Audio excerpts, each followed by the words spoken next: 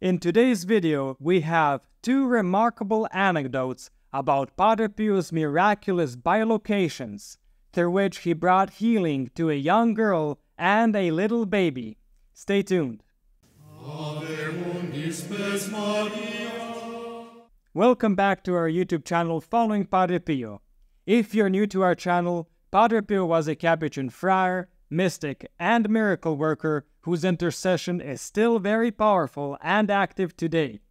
We publish videos and shorts 5 days a week, so follow us to find out more about the life of this fascinating saint, and you will be amazed at what Padre Pio can do for you, a family member, or a friend. And now to our story. Our story begins with little Lucia, born in 1916 to Alfonso and Rachele Pennelli, known to all as Lucietta. In 1922, tragedy struck as Lucia fell seriously ill with meningitis, an infection affecting the brain and spinal cord membranes. Unfortunately, all we can do is wait for her death, the doctor told Lucia's parents. He then added, "Those of you who believe, hope for a miracle. I can no longer do anything." Time went on, and little Lucia slipped into a coma. Her family had given up hope, and her mother started sewing her a little dress for her little coffin, as was customary in the region. However, on that very night, something remarkable unfolded. Lucia's mother saw Padre Pio standing by her daughter's bedside. He took her hand, touched her pulse, and then disappeared. At 4 a.m., to everyone's astonishment, Lucia emerged from her coma.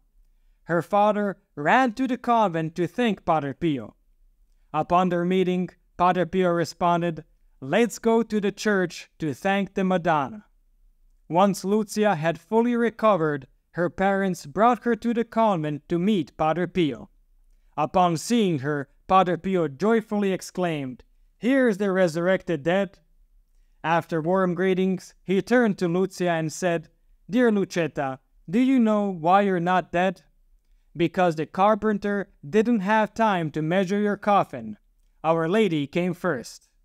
Lucia Pennelli eventually died on November 9th, 1996, a full 80 years after her miraculous recovery. Each time Padre Pio saw her, he would greet her with these words, "Behold the resurrected dead." And that concludes our first story. Our second story comes from a Belgian priest named Gerard Helsen, who recounts that in 1967, during his travels to the Philippines, he took a moment to visit a Spanish couple who had just welcomed their first child. Whilst the baby was born healthy, it bore an eye-catching birthmark across its face that marred its appearance. The mother, somewhat embarrassed, explained that the child was born this way and that correcting this imperfection would be challenging, according to the doctors.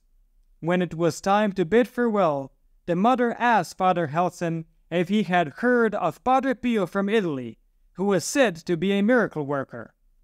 Father Helsen then recalled that he had received a photograph of Padre Pio just days earlier from Belgium. He found it among his belongings and handed it to her. Weeks passed, and Father Helsen came back to visit the couple again. But when he saw the infant, he couldn't believe his eyes. "Is this the same child I saw before?" he questioned. The mother reassured him that it was. "But how did this change happen exactly?" Father Helsen inquired. "You see," the mother explained, "Padre Pio was here and played with him. After he left, I put the little one down for his usual nap. When I came back to pick him up, I was almost shocked. The room was filled with a fragrance. How is this possible when nobody in the house uses perfume? But an even bigger surprise came when I held him in my arms. The birthmark on his face had completely vanished." Father Helsen explains that the mother was illiterate, meaning she couldn't have read anything about Padre Pio. She had no clue about his special ability to be in different places at once or about the mystical fragrance associated with him. No one had ever shared these details with her. When Father Helson informed her that such occurrences were a regular part of Padre Pio's life, she could only manage to whisper, "Many thanks, many thanks." End of story.